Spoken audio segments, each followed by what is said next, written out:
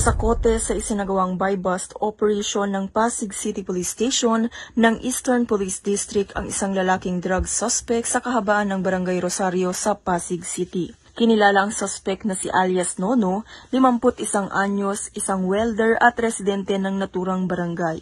Nasamsam mula sa kanya ang higit 9 na gramo ng shabu na may malaking halaga. Dinala si alias Nono sa tanggapan ng STEU ng Pasig para sa karampatang proseso at kakasuhan siya ng paglabag sa RA 9165 o mas kilala bilang Comprehensive Dangerous Drugs Act of 2002.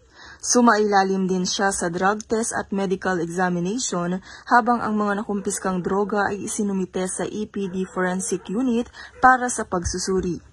Pinuri ni Police Brigadier General Aden T. Lagradante, District Director ng EPD, ang matagumpay na operasyon at tiniyak ang tuloy-tuloy na kampanya laban sa iligal na droga upang mapanatili ang kapayapaan at kaligtasan ng mga pamilya sa Pasig at sa buong distrito. Mula dito sa Metro Manila, ako po ang inyong PNN Correspondent, Police Corporal Abigail Rojas, alagad ng batas, taga-taguyod ng Balitang Pulis.